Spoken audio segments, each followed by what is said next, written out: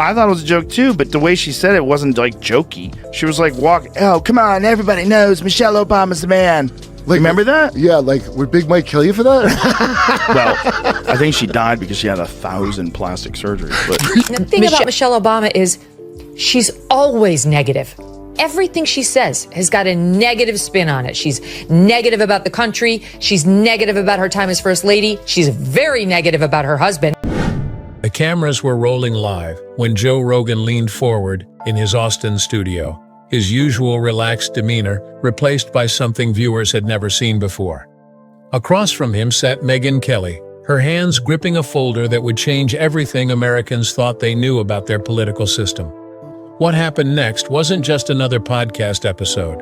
It was the moment when the most carefully guarded secrets in modern American politics finally came to light, leaving millions of viewers stunned and questioning everything they believed about hope and change.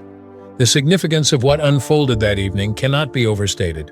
For the first time in over 15 years, credible witnesses with documentation were willing to go on record about systematic deceptions that reached the highest level. Court clerks confirmed that unusual pressure was applied to unseal those documents, pressure that originated from law firms connected to Obama's campaign. Viewers were stunned by the implications. This wasn't just dirty politics. This was systematic destruction of the democratic process using private investigators, sealed court records, and coordinated media leaks. The man who would later lecture Americans about the rule of law had built his Senate career on manipulating the legal system for personal gain. The hypocrisy was breathtaking, and viewers expressed their shock in real time as the story unfolded. Kelly presented banking records and internal emails, showing that while millions of Americans donated small amounts online, believing they were funding a grassroots movement, the real money came from Wall Street banks and defense contractors who expected specific returns on their investments. These weren't just campaign contributions. These companies were buying direct access to policymaking decisions, and they got exactly what they paid for.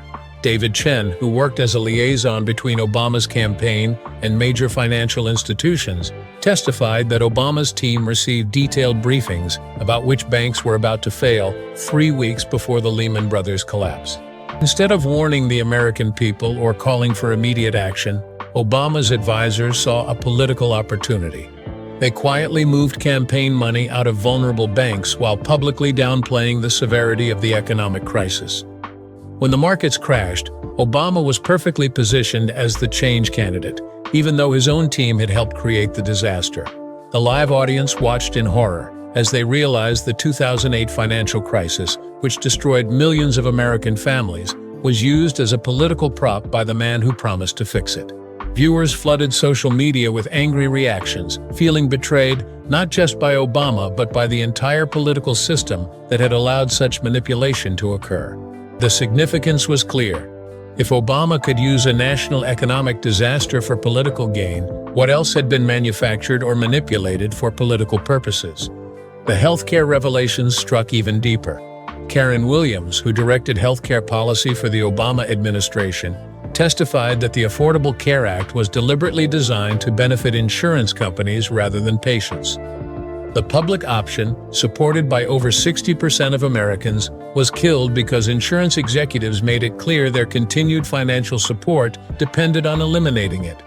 Internal documents showed that insurance company CEOs met privately with Obama at least 6 times during negotiations, meetings that were kept off his official schedule to hide them from public scrutiny. Viewers realized they had been sold a complete fabrication. The individual mandate wasn't about helping people get health care. It was about forcing Americans to buy products from the same companies that had funded Obama's election. The government was essentially creating a captive market for private insurers, while Obama gave speeches about fighting for working families. The cynicism was staggering, and viewers expressed their outrage as they watched their healthcare struggles being reduced to corporate profit calculations. The surveillance revelations were perhaps the most chilling. Michael Rodriguez, a former NSA contractor, testified that Obama dramatically expanded domestic surveillance operations to target political opponents, journalists, and activists who criticized his administration. The programs went far beyond what Edward Snowden had revealed, including active monitoring of over 200 journalists, 50 members of Congress, and hundreds of political activists. The justification was always national security, but the real purpose was maintaining political control. Live viewers watched in stunned silence as they learned that Obama's team had used government resources to spy on Republican leaders during budget negotiations, giving the White House advanced knowledge of opposition strategy. Similar operations targeted progressive activists who criticized Obama from the left, including anti-war organizers and income inequality advocates. The man who had promised the most transparent administration in history had actually created the most comprehensive surveillance state in American history. The 2012 re-election campaign tactics revealed the full sophistication of Obama's political machine. Lisa Patterson, his campaign manager, testified that they had weaponized opposition research to systematically destroy Mitt Romney's candidacy. The famous 47% video wasn't leaked by accident. Obama's team had held it for 4 months, waiting for the perfect moment to release it for maximum political damage. They maintained psychological profiles of Romney and his advisors that allowed them to predict and manipulate their responses to different attacks. Viewers realized they hadn't witnessed a fair election, but a systematic psychological operation designed to destroy one candidate while promoting another. The democratic process had been reduced to sophisticated manipulation techniques that treated American voters like test subjects in a political experiment. The implications were terrifying. If this level of manipulation was possible, how could anyone trust any election results or political messaging?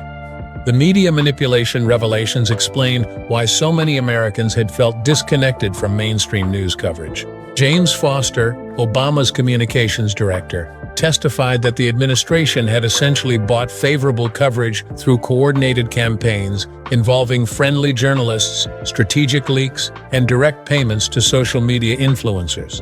Over $50 million was spent on undisclosed payments to content creators who promoted administration talking points while pretending to be independent voices. Live viewers finally understood why they had felt like something was wrong with news coverage during the Obama years. Stories that appeared to be independent journalism were actually planted by political operatives. The line between propaganda and reporting had been completely eliminated, creating an information environment where citizens couldn't distinguish between legitimate news and manufactured political messaging. The post-presidency revelations were the final shock. Instead of retiring like other former presidents, Obama had maintained an extensive political operation that continued to influence elections, policy debates, and media coverage. Jennifer Walsh, who worked for Organizing for Action until recently, testified that the organization maintained active files on potential Obama critics and coordinated with media organizations to suppress negative coverage. Banking records showed Obama's various entities had received over $200 million since leaving office, funding ongoing political operations disguised as business ventures. They were about maintaining a shadow political operation that continued to shape American politics from behind the scenes. The former president had essentially created a parallel government that operated without any democratic oversight or accountability. The significance of these revelations cannot be overstated.